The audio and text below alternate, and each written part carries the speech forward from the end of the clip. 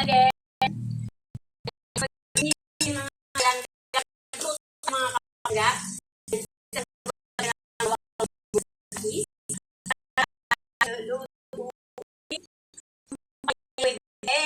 kaya sa para mga kapangga.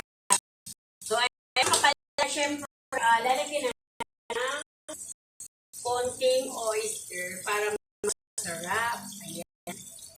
So, konti lang natin.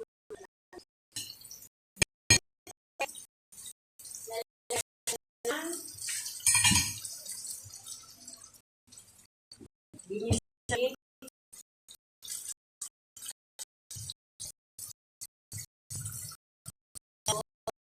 Yung ating ay ang ating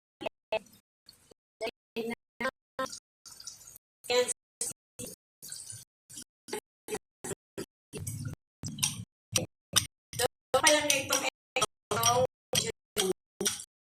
para mag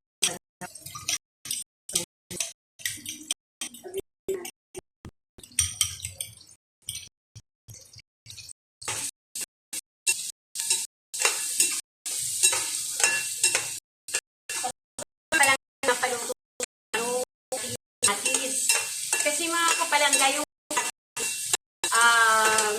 kailangan durog ng konti para mas lumasa, di ba? So kasi mga kapalangga pag tinambog na natin yung ating ampalaya, hindi natin pwedeng haluin kasi para hindi siya di ba, sumagat or ayan, alam nyo na yung ampalaya pag ginalo-halo mo. So, kailangan ang pagbaliktad nito ay para ka nagbabaliktad ng egg, ganon. So, ayan. So, ganon lang. Ayan. So, para ka lang nagbabaliktad ng egg. Kapag ampalaya ang niluluto mo, huwag mo siyang haluin ng ganon, ng parang sinasanggot sa mong ganon. So, hindi pwede siyang imekos-mekos, gano'n.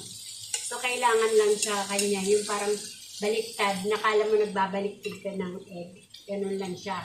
So, ayan, tandaan nyo mga kapalangga. Para ang ampalay nyo ay makakain nyo ng mas masarap, no? Makakain nyo ng mas maayos, mas magana, kasi nga, walang kumakagat, di ba? So, alam nyo na yun?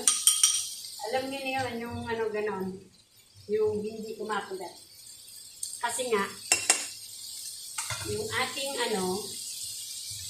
ayan, so, dinagdagan ko ng konting ginisamix. So, ang gamit namin ginisamix. Masarap nito mga kapalangga, yung parang lang siya, half cook. So, hindi masyadong lutong-lutong yung ampalaya. Kasi parang medyo, lang, no? Ganun lang siya, ganun lang ang pagbabaliktad. Yung parang hindi mo siya halu-haluin, di ba kanina sinabi ko na.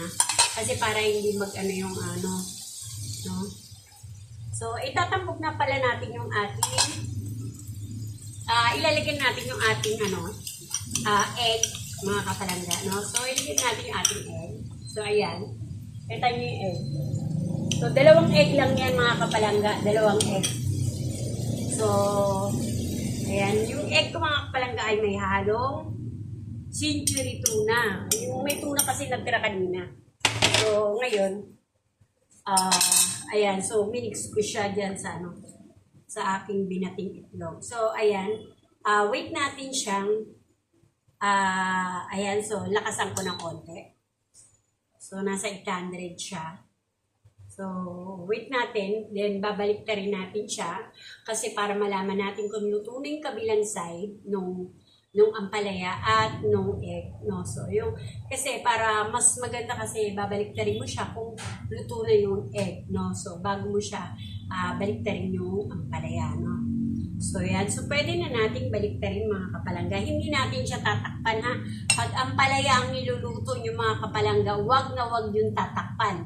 Ha? Kasi para hindi makulog yung ampalaya, no? So, kapag nakulob ang ampalaya, yung kanyang, alam nyo na, yung kanyang yung P, yung pait, no? So, yon sabihin ko rin ito, yung pait niya. So, para hindi mahulog, no? So, kapag nagluluto kayo ng ampalaya, wag na wag niyong tatakpan. Yun ang sekreto para hindi siya pumait, no? So, yon. So, kaya, mga kapalangga, ang pagluluto ng ampalaya, so, ganyan. So, ang pagbabaliktad, para ka nagbabaliktad ng egg. Yan. So, ganyan lang siya. Yan. So, yan. Hindi natin siya pwedeng, parang tinitiwar or hinahalo-halo, no? So, ganyan lang. Parang binabalik-baliktad mo lang siya. Ayan. Tapos, wait natin siya na maluto, mga kapalangga, no? So, antayin natin ng maluto ng maigi ang ating ampalaya. So, although ayoko ng masyadong lutong-lutong kasi para medyo, pag kinain mo ay medyo malutong-lutong, di ba? So, parang, pag sinubo mo, parang maano pa, di ba? Malutong ng konti. Parang maano, di ba? So, kapag kasi, yung overcook ang ampalaya, so, hindi mo na masyadong crunch ng konti yung pag kinain mo ang ampalaya. So, medyo maganda lang dito yung medyo hot cook ng konti. So, ayan. So, i-minus na natin kasi paluto na yung ating ampalaya. So, ayun mga kapalangga. Pag after ko nito, so magluluto ko ng food ng aking dog.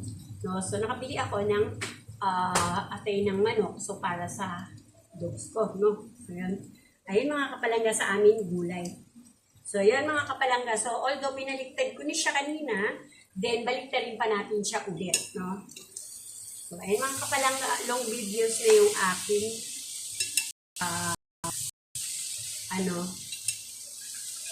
yung videos na yung aking video. Ayan. So, yan. Hindi ko lang siya tinakpan. Nakita niyo mga kapalangga, ganyan lang siya. So, hindi ko siya tinakpan. So, yan nga pala mga kapalangga sa mga hindi pa nakakaalam ng aking nilulutuan ay ang tawag dito ay induction cooker. So, yun. Siyempre, sa mga mayayaman dyan, ayan, so sa mga naggagamit na ng mga induction, so siyempre alam na nila. Sa mga hindi pa gumagamit ng induction kasi, hindi pa nila alam kung anong lutuan itong ginagamit, no? So, ito nga pala mga kapalangga ay induction cooker. So, ginagamitan siya ng kuryente, siyempre, para siya ay gumana. So, yun mga kapalangga, yun lang. So, yun lang mga kapalangga. Thank you. Tips ko sa inyo para huwag tatakpan kapag nagluluto ng ampalaya. Okay? So, thank you and huwag haluin ng paganon. So, kailangan ang baliktad mo ay parang nagbabaliktad lang ng egg. So, yun lang mga kapalangga. Bye-bye! Thank you for watching! Don't forget to like, comment, and share. Thank you. Bye! Ayan. So, paluto na.